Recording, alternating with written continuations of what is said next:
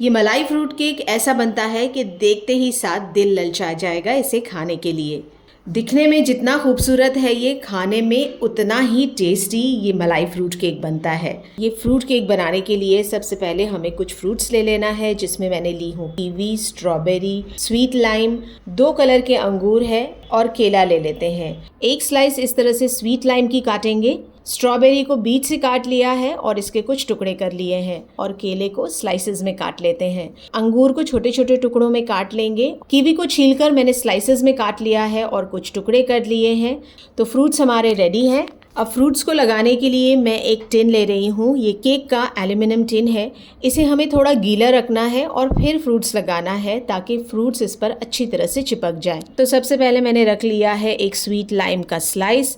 इसके बाद हम कीवी के स्लाइसेस इस तरह से डाल लेते हैं। आधा आधा स्ट्रॉबेरी जो कटा हुआ है इसे बीच में रख लेंगे। स्ट्रॉबेरी के ऊपर कीवी का स्लाइस इस तरह से लगा देंगे और बीच में 2 स्ट्रॉबेरी के टुकड़े रख लेते हैं। तो फ्रूट्स लगाकर मैंने टिन को रेडी कर लिया है। अब एक पैन को हम गैस फ्लेम पर रख लेते हैं। फ्लेम एकदम लो रखेंगे। इसमें पहले हमें डाल लेना है 2 बड़े चम्मच पानी। पानी में डालेंगे 130 ग्राम चीनी। ये 2/3 कप चीनी है। चीनी के साथ ही अगर अगर पाउडर डालना है, इसे जेलेटिन पाउडर भी कहा जाता है। तो 10 ग्राम अगर अगर पाउडर मैंने ले लिया है। इसे चीनी के ऊपर डाल लेंगे और एकदम लो फ्लेम पर इसे अच्छी तरह से चीनी के साथ मिक्स कर लेते हैं। चीनी जब पानी में घुलने लगे लो फ्लेम पर, तब हम इसमें दूध डाल लेते हैं। दूध हम 250 ml लेंगे। दूध डालने के बाद फिर से हमें इसे चीनी के साथ अच्छी तरह से मिक्स कर लेना है लो फ्लेम पर। चीनी जब घुल जाए दूध में, तब हम इसमें फ्रेश क्रीम ऐड कर लेते हैं। पूरा जो पैक है मैं ले रही हूँ, ये 200 ml का फ्रेश क्रीम का पैक है। इसे पूरा हमें डाल लेना है। फ्रेश क्रीम डालने के बाद इसे अच्छी तरह से हमें मिक्स करते जाना है लो फ्लेम पर।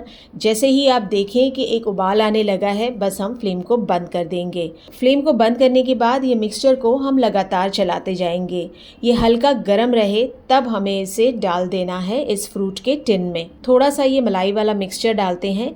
इसके बाद हम थोड़े से फ्रूट्स डाल लेते हैं। फ्रूट्स डालने के बाद फिर से हम ये मिक्सचर डालेंगे।